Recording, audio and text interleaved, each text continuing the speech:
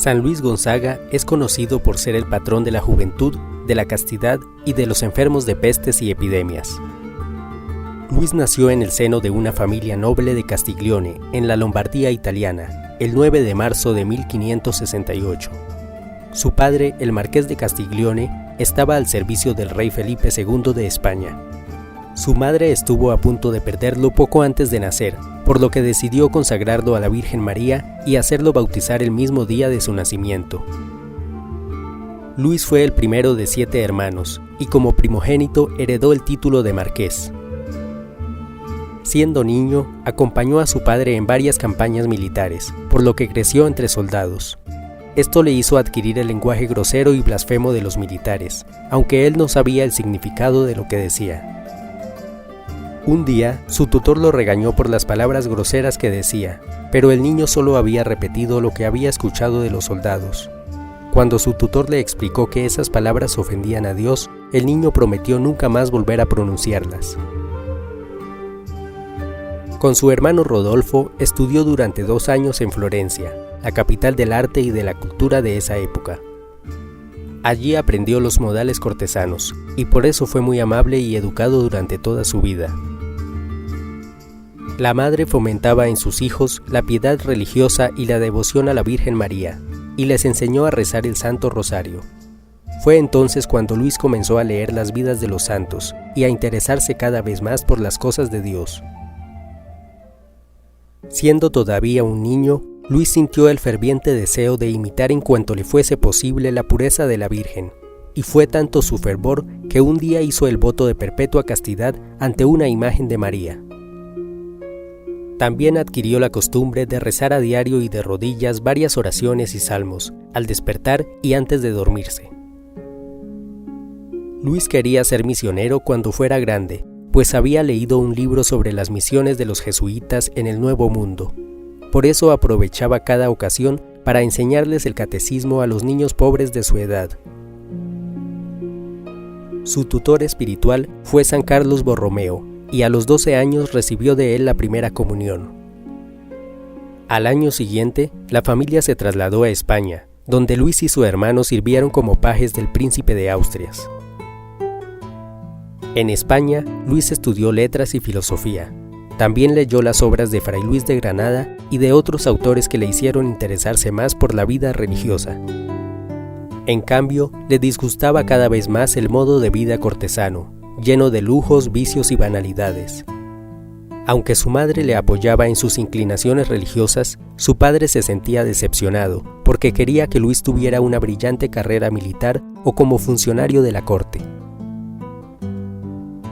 Para fortalecer la castidad que le había prometido a la Virgen, Luis mantenía siempre la vista baja cuando estaba en presencia de una mujer.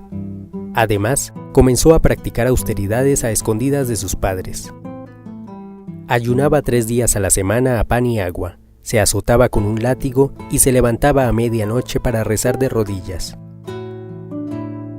Cada día sentía más el llamado de Dios, y en cierta ocasión, cuando estaba arrodillado ante Nuestra Señora del Buen Consejo en Madrid, escuchó que la Virgen le decía: «Debes entrar en la compañía de mi Hijo».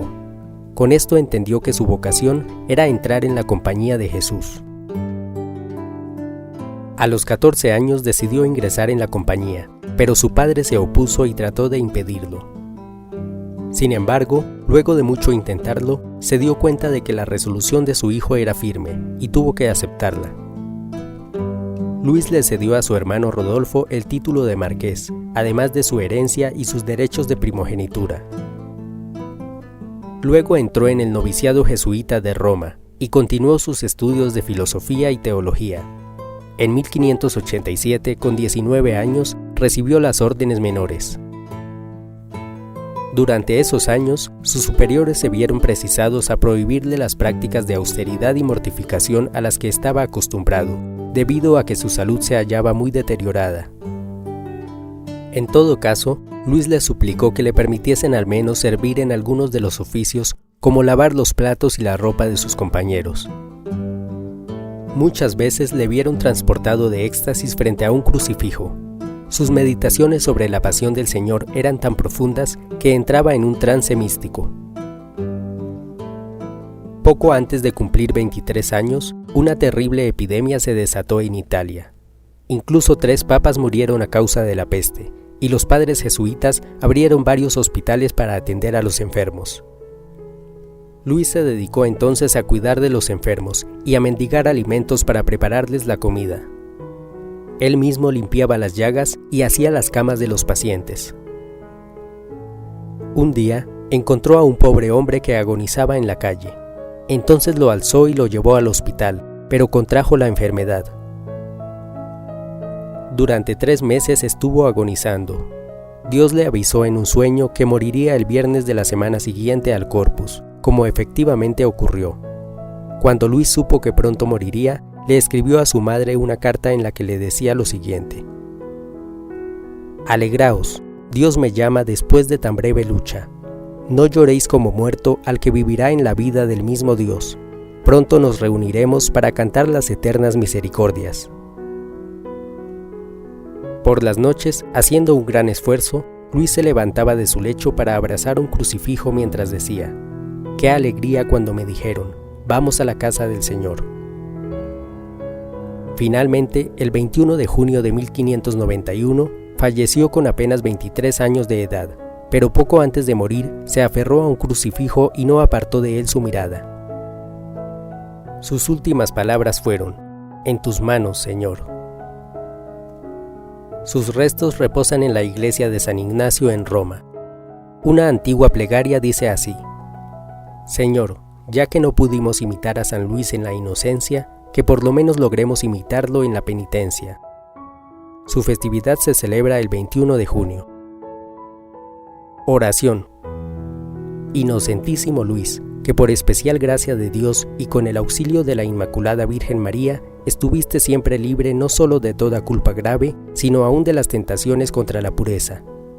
Humildísimamente te ruego que me alcances del purísimo corazón de Jesús, que todo lo padeció menos ser calumniado contra esta virtud, y de su excelsa Madre, la Virgen Purísima e Inmaculada, la gracia de resistir siempre al punto cualquier pensamiento impuro, y de morir 1000 veces antes que manchar mi alma con un pecado grave.